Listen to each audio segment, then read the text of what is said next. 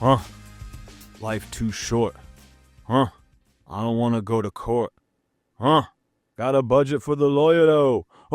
Oh, didn't see you there. Sorry, I was just rapping Matt Allocco's favorite hip-hop song of all time, Stay Schemin', which, of course, is my favorite hip-hop song of all time. Just an absolute banger that we talked about in this week's edition of Wake Up the Echoes, presented by TireRack.com. I'm your host, Tony Simeone. So glad to have you back for another jam-packed episode. We had a chance to catch up with head coach Micah Shrewsberry in this episode, talk about last night's press conference after the game against Louisville, and really how this team plans on turning things around in the back half of the regular season. Then we talked to Matt Allocco about a ton of different topics, including hip-hop, but also some other topics of conversation, including crunch and mush. His nickname kind of put my theory to the test with a guy that knows a lot about the term mush. And then finally, at the end of the show, talked to AJ Burgett, caught up with him. Of course, played hoops here in the middle of last decade. It was a great conversation with all three guests and was awesome to talk hoops with mush. So without any further ado, let's get to the head coach, Micah Shrewsberry.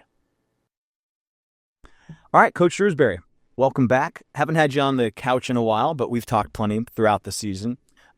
Unique time to have you on the couch because last night your team, tough loss against Louisville, and I think notably you had a press conference in which you had a pretty clear message, a passionate message that I want to kind of unpack here on the show and just get a chance to talk in more depth. I thought the thing that stood out to me most, that you're really adamant that Notre Dame fans, we as a collective, don't give up on the guys on this team. You're not giving up on the guys on this team. Just why is that? Why are you so passionate about that in particular that you don't want to make sure we give up on this specific group? Yeah. Just because, like, you know, everyone out there, right? Like, our Notre Dame family, right? Like, and those of you in particular that have kids, like, think about your kids and your family, okay? And, like, I know, like, when I was growing up, some of the mistakes that I made as a kid, like, from little kid to high school to college, after college, during marriage, like, everything. And, like, nobody sticks by you like your parents, right? Okay. I have 4 kids, but I also have 16 on our team. Mm-hmm. And, like, their parents have entrusted me to help raise these guys through good, through bad, whatever, in this time in their lives. And we've all made mistakes. We all, like, have put ourselves out there and been vulnerable and things haven't worked our way.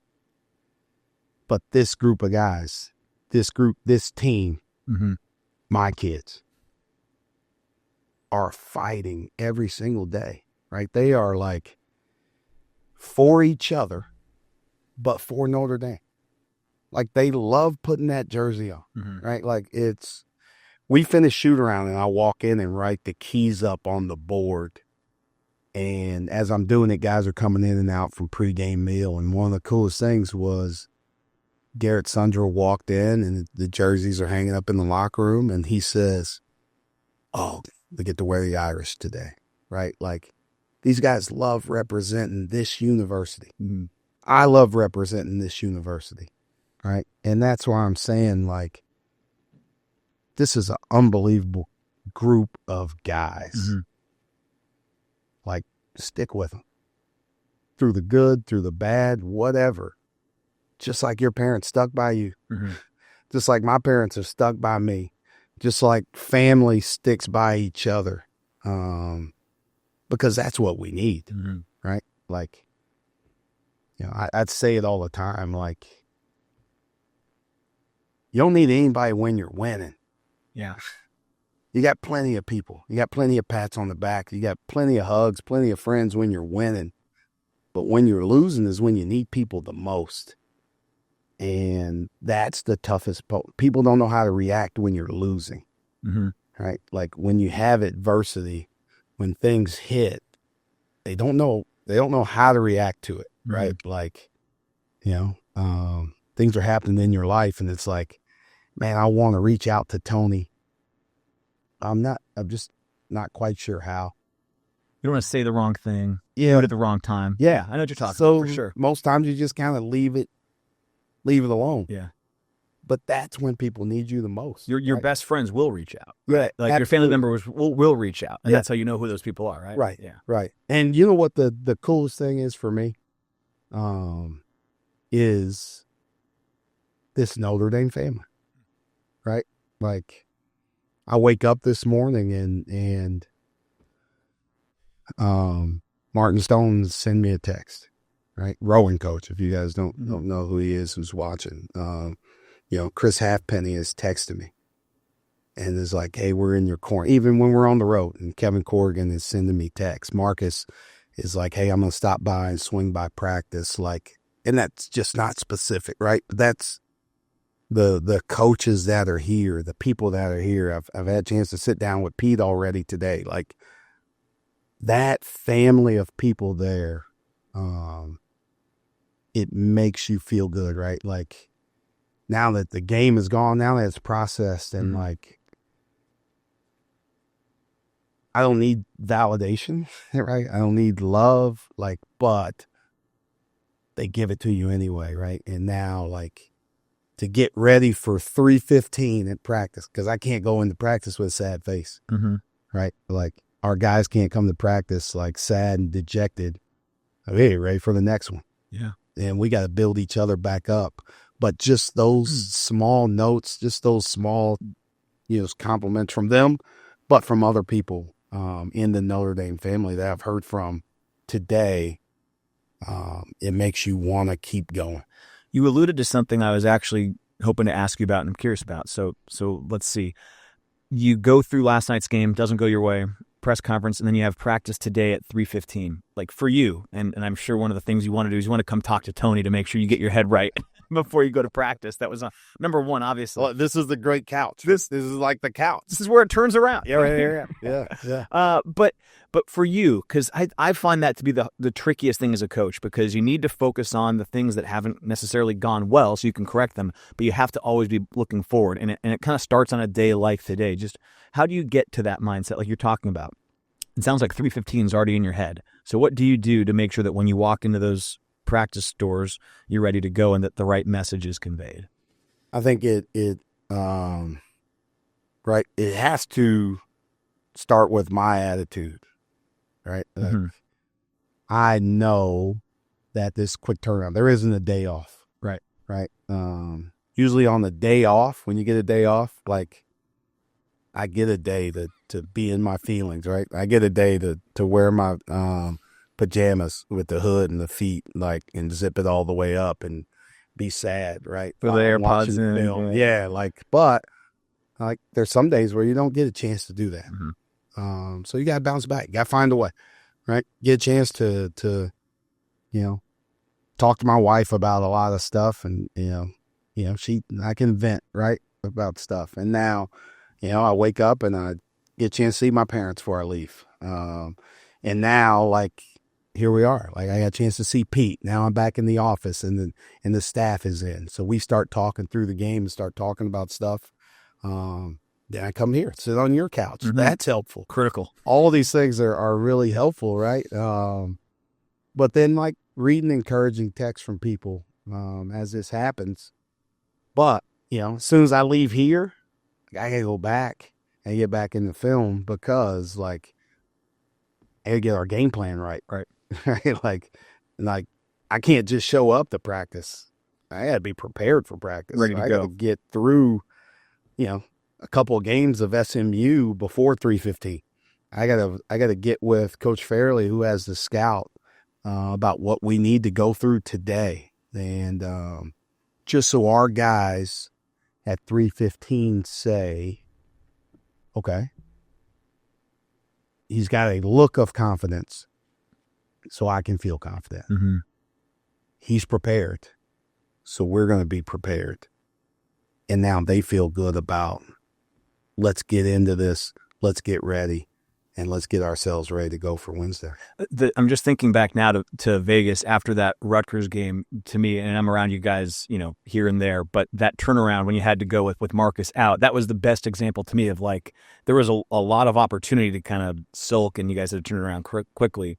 I want to go back to the team, and you talked about just, the passion they have for Notre Dame and playing here. And like I just said, I'm not around them nearly as much as you are, but I think about the end of the North Carolina game, all the passion I saw on the floor. I think about just the way I've seen them prepare, frankly, in the midst of this stretch where the results aren't going the way you want. I don't know. I see a team that's really hungry and playing the right way in practice and preparing the right way. And I think sometimes you only see, if you're following the team, what goes on film for the 2 hours of the game. Just beyond the anecdote you gave me about Garrett, just what do you see from this group that lets you know that down the stretch here in this final 6 games, they are going to give you everything necessary to put their best foot forward? Yeah, I think because they've already done it. Okay.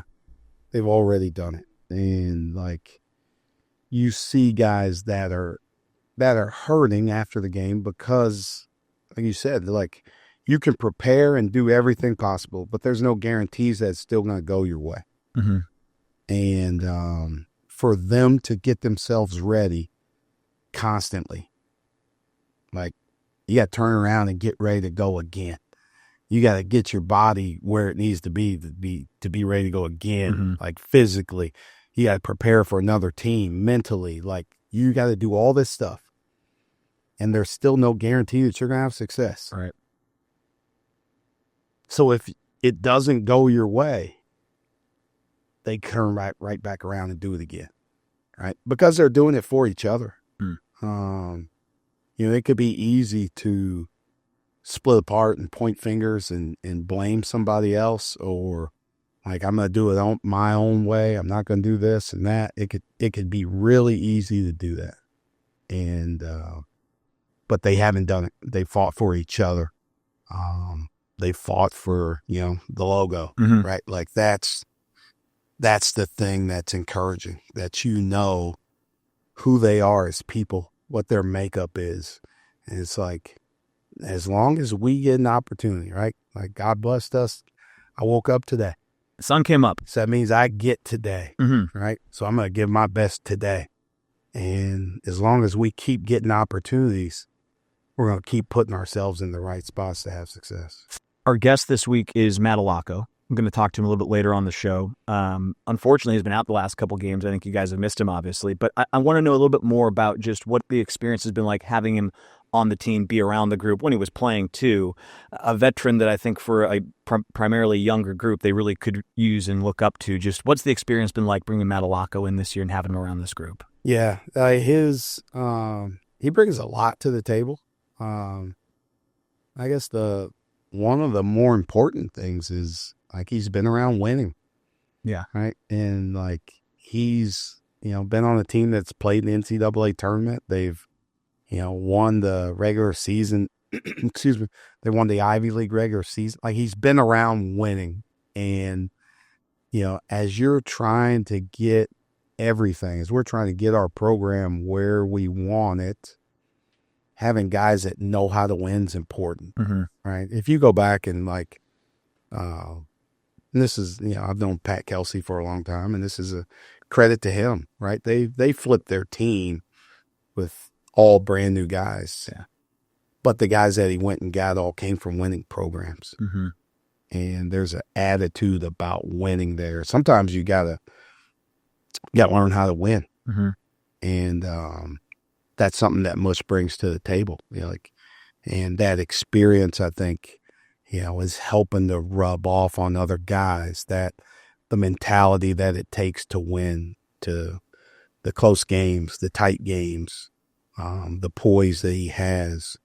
I think all of that has been helpful for our guys. I want to shift topics real quick before I let you go here. A couple questions away from what's going on the floor right now. About a week ago, you guys went to Boston College and you played there, and the shoot-around was at the Celtics facility. And I just saw Brady and Braden out there on the floor shooting around. And I was just wondering, for your standpoint, you spent, 6 years in Boston? And I know you're in the midst of it. We've talked a couple times about you coaching your son, and you're locked into the moment. But was there a point when you saw them shooting around in Boston that it took you back to the years You were in Boston with them, and they were, I assume, much shorter, shooting around at a practice facility like that. Yeah, no, I had this conversation. So Eric Devendorf did our game, one of our home games. Yeah, a couple weeks ago. And he had, he was talking about kind of that and kids and shooting 3-pointers and everything else. And, going from college to the NBA is a huge difference because the 3-point line's like a lot deeper, like not in the corners, but up top. Yeah. And as we were, our kids moved to Boston. I think Braden was 3rd grade, maybe 4th grade. And there is no college 3-point line in NBA facilities. Right? Every kid, when they grow up, they just run straight to the 3-point line, just start shooting threes, no matter where it is. Yeah. So these guys were shooting NBA threes. And I'm a grown man at the time. And it's a tough shot. It's tough to get it there. But these kids are just shooting it. And then when you get to like a youth basketball game, and Braden and Brady are shooting from so far away, and their coaches are like, what are you doing? Scoot up and this and that. And I'm like, well, it makes sense, but they have only shot from the NBA line. That's all they know, and they're so comfortable with it. So seeing that was like, it brought back a lot of memories. Those guys put up a lot of shots in that Celtics facility. I'm sure. There growing up. And I got a chance last night before the game, again, talking to Coach Kelsey, and his son's around the program a lot, and he's really young.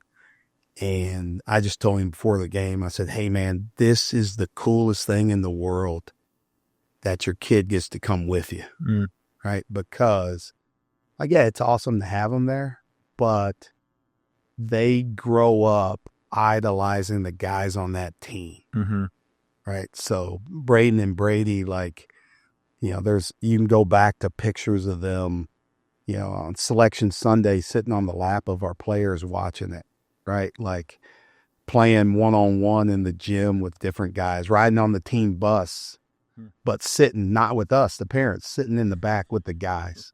So like Shelvin Mack, Gordon Hayward, Ronald Norwood, Matt Howard, those guys are their heroes. But they're all doing different things that it's just not basketball to them, right? So they can say, man, I want to play in the NBA like Gordon Hayward did. I want to be a play-by-play announcer like Shelvin Mack. Yeah. I want to do something I want to manage money like Matt Howard. I want to be a high school coach like Zach Hahn. I want to be the athletic director at Butler like Grant Linedecker. I want to coach in the NBA like Ronald Norwood. Like their dreams are out there that they can do whatever they want to do. And, maybe that's some kid in here. It's not one of our kids, but maybe there's a kid in South Bend that's like idolizing Marcus Burton and JR or Julian Roper and like following those guys now, but now follow their careers later and say, man, I want to do what they're doing. Yeah. All right. Because they grow up around those guys, watching those guys and idolizing those guys. To your point, I grew up in Seattle. I remember distinctly going to Seattle prep basketball camp. And at the time, you just think those high school guys, they're unbelievable. And like Shea Robinson was the point guard. Now I don't know what he's doing now. I think he's working like in investment banking or something. Yeah. But Jeffrey Day was on that team. Then he played at Washington, and you're like, this guy's unbelievable. And he coached you at basketball camp. Oh, yeah. And then, Brandon Roy, of course, was there in the heyday, and you look at what he did. And he goes back and he coaches Garfield there. And they've got a great program. So like there is a trickle-down effect, and there's that ripe age when you're probably between what, like you would know, 6 and 12 years old, where like these guys are just gods. Yeah. And they do leave an impact. Like I still know those names. I know high school basketball players' names that made no impact in the NBA from when they coached me in Seattle growing up. So it's funny how that works. It was that Boston trip was cool because we went to the Celtics facility, but Braden and Brady used to go to Boston College camp. Oh, there you go. In the summer. Yeah. So like playing down there in Conti Forum, like, on those courts as like little kids, and they probably couldn't believe it. Championships and trophies. Yeah. And now they're getting a chance to kind of do it in college. And it's like, really full circle. That's got to be unbelievable for them to think about that. Yeah, you go to the camp there and then you're playing in the real game there. It probably is surreal. One other basketball-related question, a little off topic, is NBA All-Star Weekend. Okay, now you were getting ready for a game. I didn't see the game last night. I'm going to tell you my opinion. I always like to get your opinions on kind of the state of affairs. Again, maybe it's because I was younger, but growing up, I used to have a sleepover Saturday night to Sunday. We'd watch the dunk contest, 3-point, whole thing, and then watch the game the next day. It was like the Super Bowl for us. It's not the same. I don't feel it's the same. Do you have an idea for how we can get it back to the way it used to be? Certainly when I was younger, and I know when you were younger. Yeah. I actually went to Lalamir's senior night on Saturday. Okay. So I missed the all of the All-Star Saturday night festivities. I got home just in time for the dunk contest. Okay. I saw the first dunk, Mac McClung's. The moment I turned the TV on, he jumped over a car and dunked it, right? So I got to see the dunk contest part. But the Sunday, how they've kind of changed the formats is, they're just trying everything, right, to like get it right. I don't know. Like we were, I was fortunate to be 2017 Staff, right? Our staff coached it, and they changed it then after that game. Like we got blasted, man. We got beat so bad. It was East versus West back then. And it was the start of the trend. Like, LeBron was a starter, started the second half, played a couple minutes, was like, okay, coach, I'm done. Like those guys weren't really playing anymore then.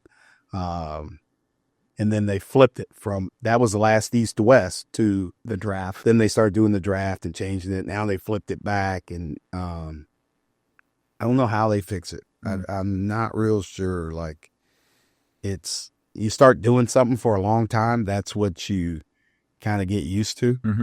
And I don't know if these guys are old enough to remember like really good All-Star games when guys would play, like Michael Jordan. I was just going to say, to go at each other. Well, the Jordan Wizards year, there was a year where he is going back and forth, and like you look at the floor, like they're running real sets. They're like running through screens. It's like some of the best basketball you could ever imagine. I think it was like, what was his last year? 01, 02, somewhere around then. I'm not sure. Allen Iverson's making huge shots. It's an amazing clip. And that's 20 years ago, and now it looks nothing like that. Yeah. And I think the Saturday has lost the luster just because I think we've seen all the dunks now. I don't know how you could, like, you have to jump over a car to take someone's breath away. There were some pretty good ones on Saturday. The few that I saw, there were some pretty good ones.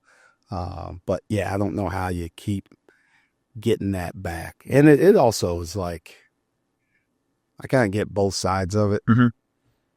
Like some of these NBA contracts, like, I mean, you're making $50 million a year. Yeah. Like, I'm don't really want to get hurt playing in this game. And we have 20 games left before the playoffs, if we're in the playoffs, right? And then it's like, all right, we've played 55 plus games. I'm being honored to be an all-star, right? But you go there and that's your weekend, and like, 10 of your teammates are on the beach in Tahiti somewhere. It's like, I had to fly across country to the Bay Area and be here for an extra 3 days.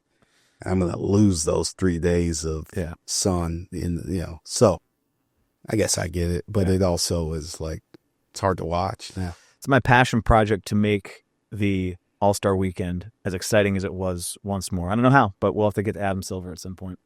I'm sure. Let's call him. Yeah, we'll try to get. We'll put a call on. I'm sure he'll listen. Okay, Coach, thanks for stopping by. Appreciate it. Looking forward to you guys turning it around down the stretch here. We'll be there Wednesday night against SMU. Yep, thank you. All right. Okay, Matt Allocco, welcome to Wake Up the Echoes. How's it feel to be in this set? This is a cool set. I was surprised when I walked in. You got a good setup right here. What were you expecting when you walked in? I was kind of expecting just like a table with like some desk chairs and a couple mics. Yeah, give me some cameras. Yeah, but this is homey, Yeah. It's pretty good. Our staff, they do a great job. No doubt. All right, so we've got our Spinning Our Wheels segment presented by TireRack.com. They're a great sponsor. You see the wheel right here? I do. I'm going to let you spin that wheel to see what game we play today. All right. Okay. Oh, try it one more time. Yeah, you got to give it a little. Yeah, give it harder. That's a good one right there. Okay, you know what? I want to hold drafts. I want you to think about a draft. Maybe we can do a draft at the end of this once you really bond. Yeah. You see this or that? Can you just move that to this or that? We've gotten in a bad habit. We just came up with this or that today. I don't have anything else for you but this or that. But we can edit it, right? Yeah. So it just they'll do like all kinds of that. TV magic to make it look like this. You just got this or that, and they'll make it look like you just nailed it, right? All right. Okay. 10 questions, this or that. Mm-hmm. I'm going to ask you, pretty simple, and then we're going to kind of embrace debate, okay? Sure. All right, here we go. Summer or fall? Summer. Okay, why summer? So I can get my tan on. Okay. You need a little bit of that help. Some people Vitamin said D. they have a little, too fair of skin. So Don't let them say it's too fair. It just happens to be fair. yeah, But you like when it warms up a little bit. I do. Okay. You were here for the South Bend Fall, though, right? I was. This year. First South Bend Fall. Correct. It's pretty spectacular. The 2 weeks that fall exists in South Bend. It's pretty nice. It is nice. Yeah. It is nice, but it comes and goes quick. Yeah, I'm with you. I think summer's better. Okay, along those same lines to an extent. Beach or mountains? Mountains. Okay, why mountains? I think the scenery of it looks better. I think I'm not a huge water guy, Okay. When you say that, you mean like you don't and like to everything. swim or what? Yeah, like I don't spend a ton of time in the water. Okay. Like I think if God wanted us to swim, he would have given us gills, Fair. I think like that's the home for sharks, they don't come on land. Okay. They don't mess with us. Okay. But mountains I just think are naturally beautiful and Yeah. They're very picturesque. Yeah. I'll give you that. I'd like to spend more time on the beach, but I think that if you could just place me on top of a mountain, I'd like to be there that's true. for that. Yeah, period of you time. got to kind of be process oriented. Yeah, you have to earn your way to the top of the mountain That's usually. true. So there's a lot of work there. Okay. Road trip or flight? Flight. Okay. Yeah. Why flight? I had an unbelievable 4 years at Princeton University. You know this is going. And I played hundreds of games there, and we flew to 4. Aren't you also playing Friday, Saturday, sometimes on the road back Yes. to back? Yep, that's true. So you play and do bus after the game for that? Oh yeah, Then so you're getting in at like 3 a.m. to New Hampshire or something like that and play Dartmouth the next day. absolutely. Wow. Yep. You kind of earn those road wins then that way. I think so. I like to think I don't take these flights for granted. Do you tell these guys that are getting to fly the charter lab? I've tried to. They're spoiled. These kids, they don't know how good they have it. Okay, so let's think non-basketball here real quick though. And you're going, I'm telling you, you're going to go on a trip to California tomorrow and you have to load up the car. You have to, it has to be a road trip. Are you going to be able to handle a road trip, like a 4-day cross-country road trip? I can handle it. Okay. I just prefer You're not fun. to. Yeah. Okay. Yeah. Gotcha. Okay. I know your answer here. Well, maybe not. We'll see. Travel to space or to the ocean floor? Man, You just said we're not meant to be underwater. yeah, I think I have to say space. Yeah. You already answered that question. Yeah, I mean, it's unbelievable that, like, I think the ocean floor is probably closer to where we are now than, like, everywhere in space, but we still haven't mapped, like, so much of it. There's some scary unknowns to the Oh, ocean floor. absolutely. Yeah. I don't want to be anywhere near it. I'm with you. Right. There's creatures we have no idea exist Right. down there. Yeah. Okay. You know what? I think I'm with you because space travel, like that's a thing. You get down to a certain depth and you're kind of just flipping a coin at that point. Absolutely. Okay. Travel in time to meet your ancestors or descendants? What's the difference? Those are synonymous, if I'm not mistaken. That felt almost good. Travel in time. Oh. Would your descendants be the people? Okay, I get it now. I get it. We're going to see. Travel in time to meet your ancestors. Right. People, let's say 4 generations ago. Yeah. Or travel forward in time Yeah. to meet those that will come after you in the future. Got it. That makes sense. Descendants. Yeah. Meet my descendants. Yeah. Yeah. That is kind of cool. Yeah. Well, also, I wonder part of this question, could we see what the world is like That's a good point too. in 150 years? I want to figure out what they thought about me. Oh. You know? Like there's people in my family I haven't met that are like legends. Really? Yeah.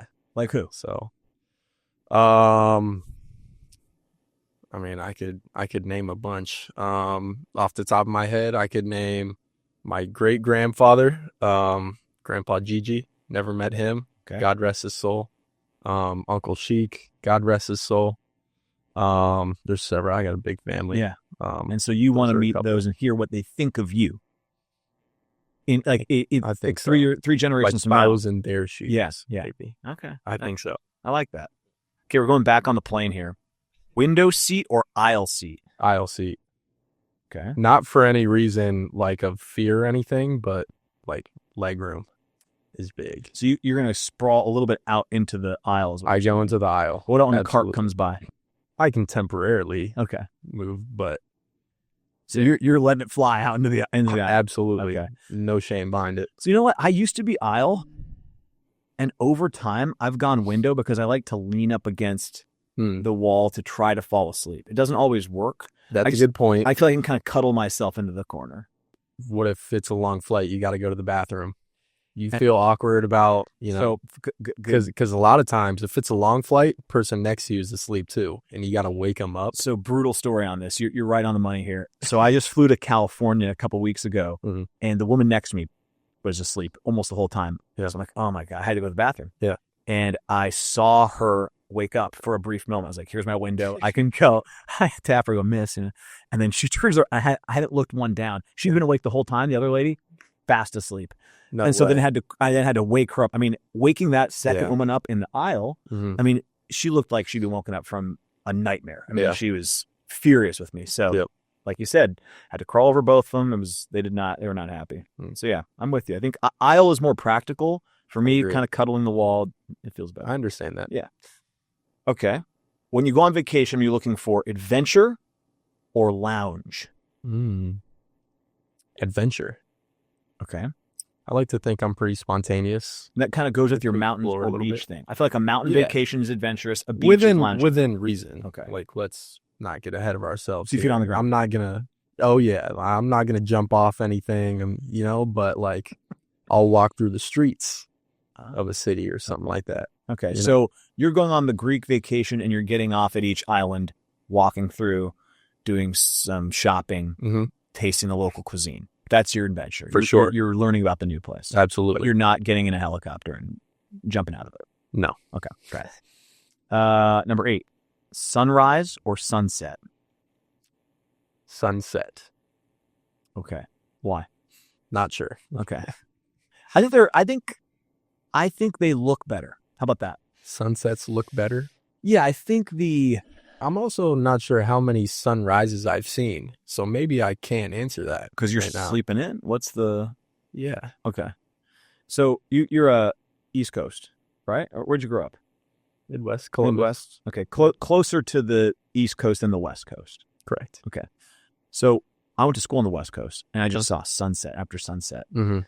And I just think it hits, like if it's over the water, it just hits the water different than the morning, the sunrise. But we had Isaiah Dunn on here, football player. He was talking about sunrise because he looked at it completely differently. He's like, if I see the sunrise, I know my day's about to be a success.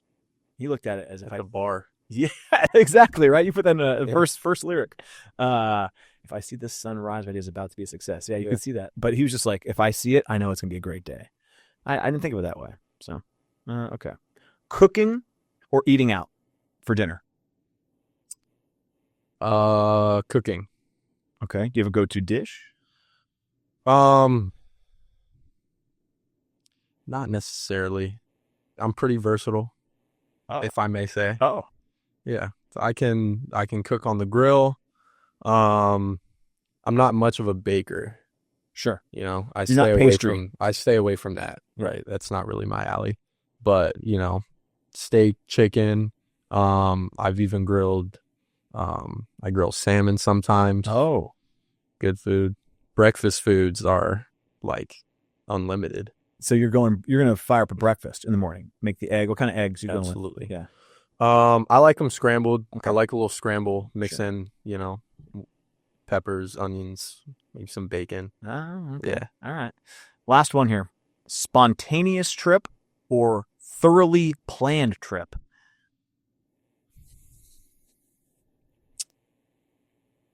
Spontaneous in terms of when you're there. I think your itinerary. Like, are you mapping out everything you're doing, or are you just kind of going with the flow? Nah, I'm going with the flow. Yeah, that's what you were I'm kind of going alluding with to the that. flow. You're going to explore the area. Yeah. That's where the adventure comes in. But for I'm you. not gonna just wake up one day and decide I'm gonna fly overseas or something. You Yeah. know, that might take some planning. Okay. But once I'm over there, you know, like I'm not just gonna decide in my head like I'm looking for this type of food or something. You got to talk to the locals and you know, Do a little bit of like buy into the culture a little bit. Yeah, immerse yourself there. Exactly. Yeah. All right, that was great. I think one of our 5 best this or that's this year. Yeah. Top 5. Yeah. How many has there been? Top 15? See, you're top third? Yeah, I'll take that. Yeah, I think it's pretty I'll take good. And that. you were by yourself. A lot of times you have someone over there and you guys are kind of disagreeing. I try to vet your answers that they're pretty solid. Okay, couple questions before I get into the nitty gritty with you. I've intentionally not tried to get to the bottom of this until just now. Mhm. Where does the name Mush come from? Why are you going by Mush? My dad, when I was probably second grade is when I first got the nickname. He used to just tell me I would get really excited about trying to tell him something, just to a point where I would just like, I couldn't get to the point, you know, and my mouth would just keep running. So he'd, you know, adjust his rear view mirror. I'm in the back seat and he'd go like, yo, slow down, mush mouth. All right. So just became Mush after that. And then it was like, it became like, if you called me Matt, it was like, whoa, who's that? Are you in trouble if you were getting called Matt from Dad, or what's the situation there? Matthew, for sure. Government name. Absolutely. But yeah, Mush. I mean, that was family, friends, teachers, some professors. Okay. Yeah. Okay. Took So over. now I got to follow up. I just thought of this. This is why they pay me the big bucks. I have an 11th this or that for you. And it's because, and I'll give you my theory after I'm done here. Yeah. When it comes to food and talk about being a cook of sorts, do you prefer crunch or mush? Good question. Yeah. Crunch. Okay. Yeah. What, give me what's your go-to crunch food? I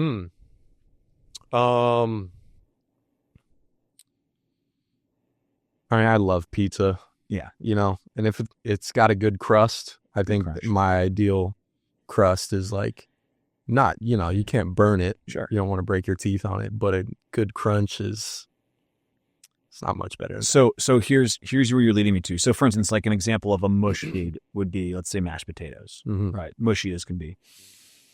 Good on their own. What makes a great mashed potatoes is all of a sudden there's maybe like a twice baked potato. You got the mashed potatoes and there's cheese that's broiled, kind of crunchy on top.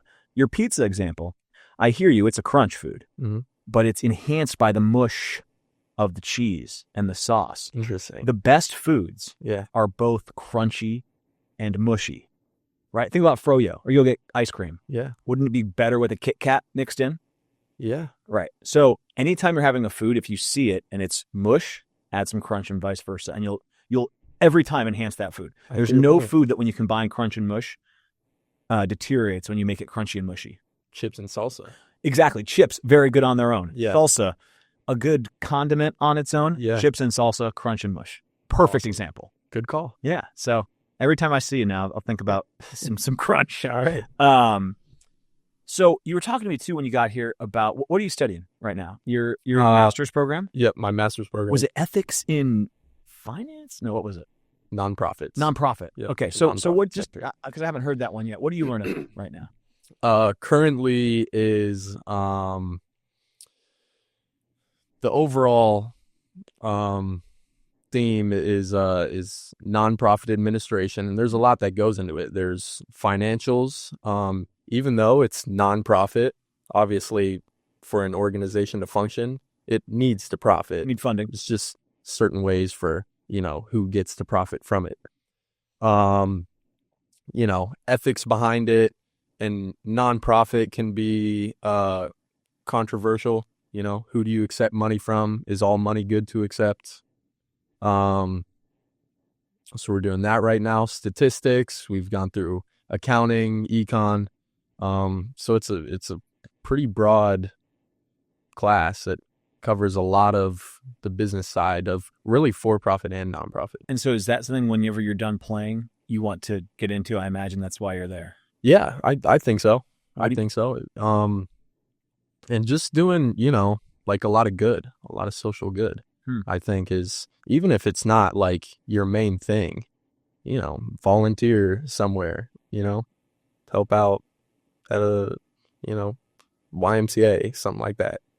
Teach your kids something, how to play basketball. Sure. Cook something for somebody. You use those skills, give them some crunch and mush. Exactly. What's your experience been like this year? Obviously, you said 4 great years at Princeton, and there's definitely differences between Ivy League hoops and ACC hoops, but just the whole experience of being at Notre Dame for this year. What have your biggest takeaways been being a part of this place?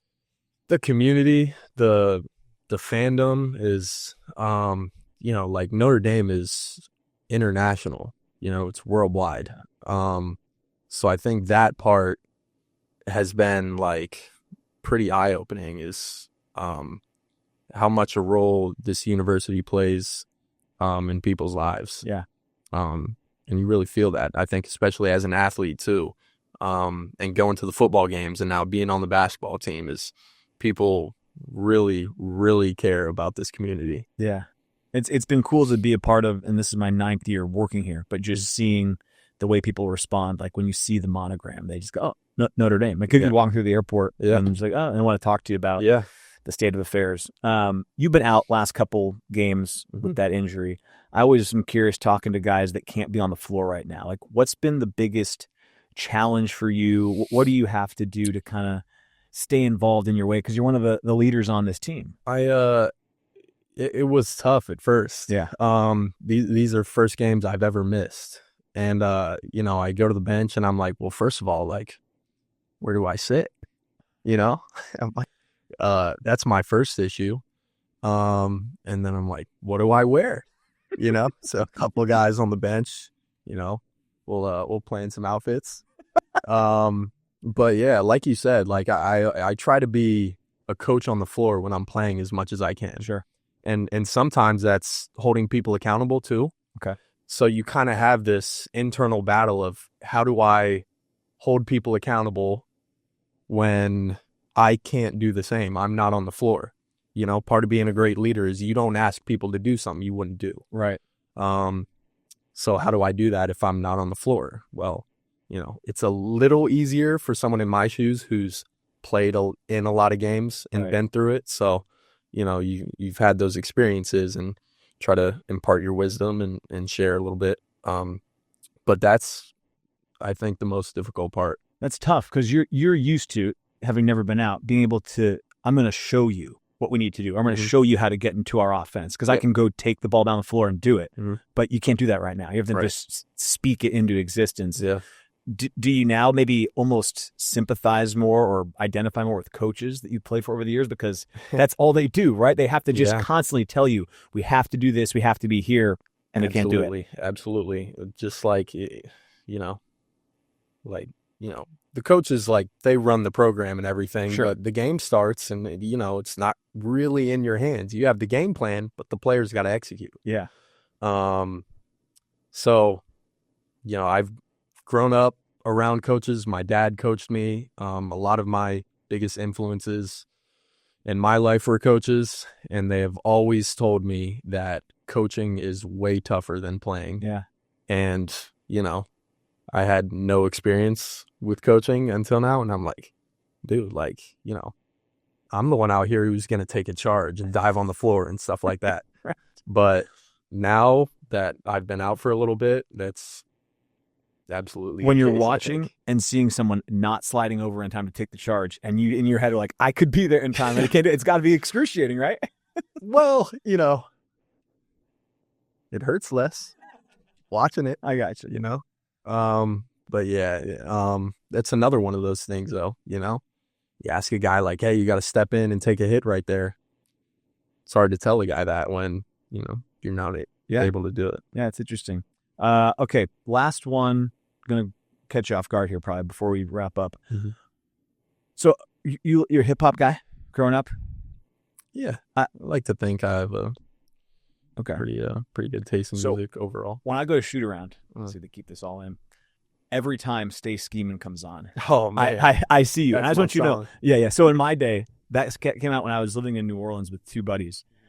We must have played it 4 times a night before we go out, and it's just every time I hear it, I want to do exactly what you're doing out there and just Might rap all look the like ways. Bowie heavy though. Oh, might look like, but we ever the Dwight Howard on the post, dog. There's a lot of things we can't say, but Yeah, I kind of think that's like my favorite song of all time. I really think that's where I've come down on that one. Is that what it is? really good. Remember the first time you heard it? How old were you when you heard it for the first time? Probably too young, honestly. Probably too young. I had an older brother. Okay. Have an older brother rather. Yeah. He was 4 years older than me. So not just music, but a lot of things in life I just kind of picked up from him. But yeah, I don't know. When did that song even come out? 2012, I think. 2011, 2012? 2012.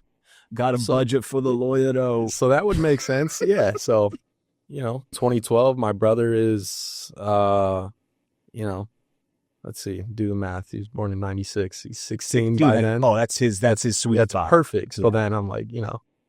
Every time I hear it, I get some and then so Rick excited. Ross. Yeah, it's pretty good. Oh, the hiatus. Okay. Last one, actually, before you go. Just, the results have not gone the way you guys want them here the last couple games. 6 games left, and you're a big leader on this team, and I think everybody wants to see this team kind of finish the right way down the stretch. Just what do you and this group have to do to ensure you guys kind of put your best foot forward here down the final few weeks? Our motto recently has been team first, improve daily. And, you might not win every game. You're certainly not going to win every possession, which is the goal. But just getting better every day. Improving, even mentally, which might even be the biggest thing right now, with a team who we had high expectations for. Things haven't quite gone to plan. So how do we turn that into a positive? Like, all right, let's dig deep right here and stay together and keep fighting. And we're going to do that, no doubt. A lot of the games that we've lost, as everyone is saying, have been really close. And, it only takes one game for us to get hot. And then, hey, we won a close game now. Don't let us get another one, and then another one, and then another one, So there's the most recent example, NC State last year, obviously. Sure. Went all the way to the Final Four. So you never know. That's why you still got to play the games. And, I wouldn't want to play us, prepare against us, because we got individual guys. And then when we put it all together, I think we're really, really good. Yeah, I was talking to Coach before he came in here, and just the thing that stood out to me being around you guys when I am around you guys is just the preparation level. It doesn't seem to lag at all. It's just the way you guys have been preparing.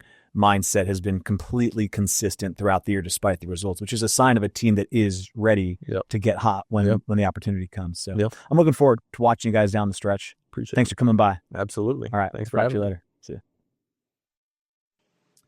Okay, we are now joined by a very special guest, AJ Burgett. Long time no see. Last time I saw you, I think you were doing some games for us here on campus right after you'd graduated. Now I think you're calling in from, it sounds like, a hospital. You're okay, though. Will you just tell me what you're doing at the Yeah, hospital no right surgery now for me. to clear that up for everybody listening at home?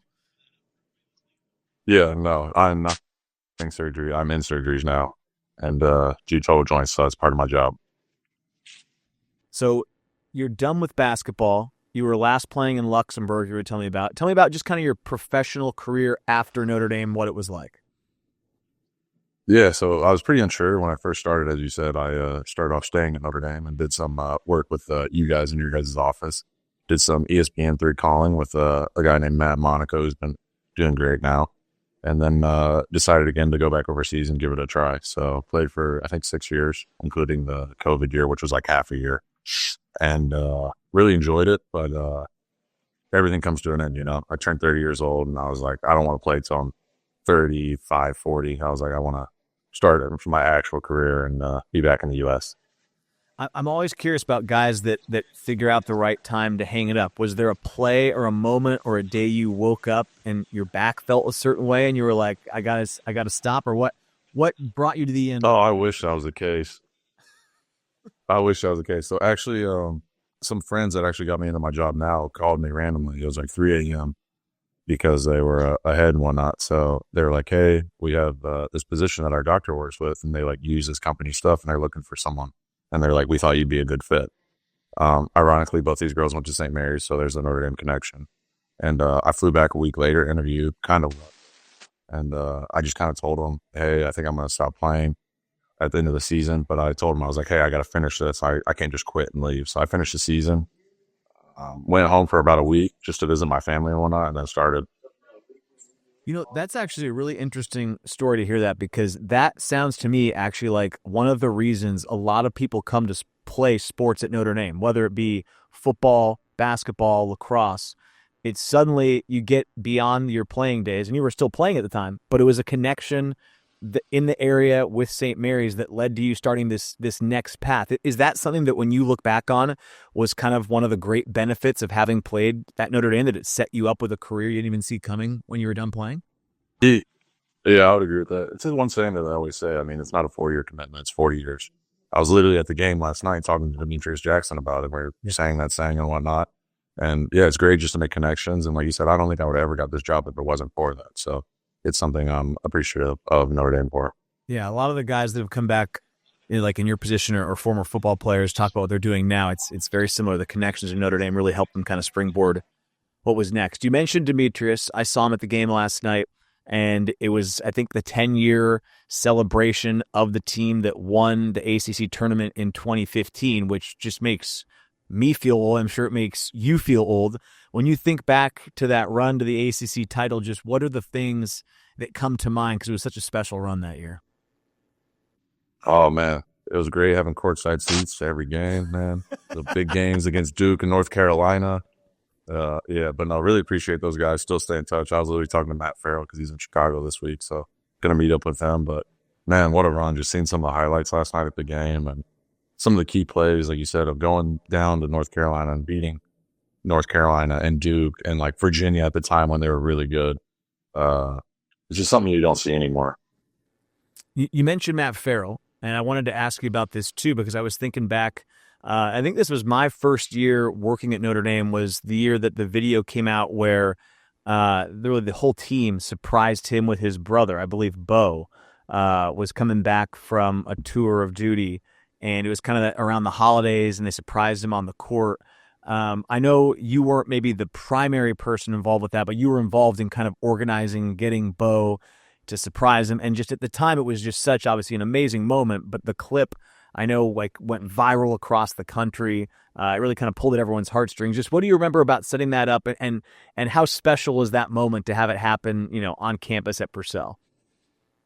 Oh, it was really cool. So obviously me and Matt Farrell were really close. We lived together when I was at Notre Dame. So Bo reached out to me. He had been in Afghanistan. I forget the exact time, but 2 or 3 years. And he reached out and was like, hey, I'm trying to come back. There's always a Christmas game on. It was like the 21st or 22nd every year. I said, yeah. And he was like, is there any way we could do some sort of presentation or special thing? Because my family has not seen me in so long. And it means a lot because him and his brother are really close. So I reached out to Aaron Horvath, who is one of the head guys in your guys' department. And he said, yeah, let's make it happen. So from there on, it was just organizing everything, making sure no one knew he was coming. and just making sure pretty much all of his family was coming to the game, which majority of the time they did.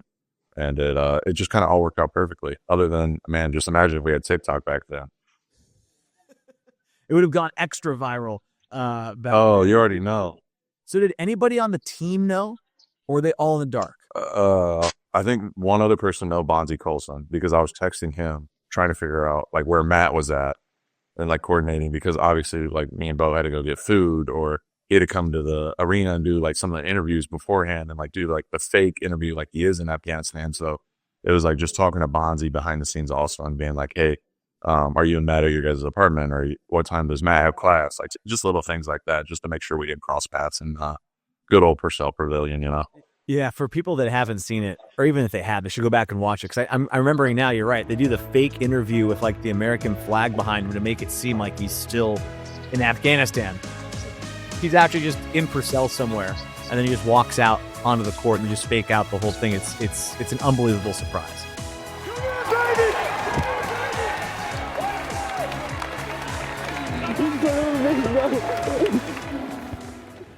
Yeah, they had the whole connection. Looked like it wasn't connecting too, since he's across the road. So they definitely did a great job on it. Everyone in production, hats off to them. Yeah. So you said you were here for the game. This will be going out tomorrow, so 2 nights ago. How often do you make it back to campus and get a chance to watch this team play?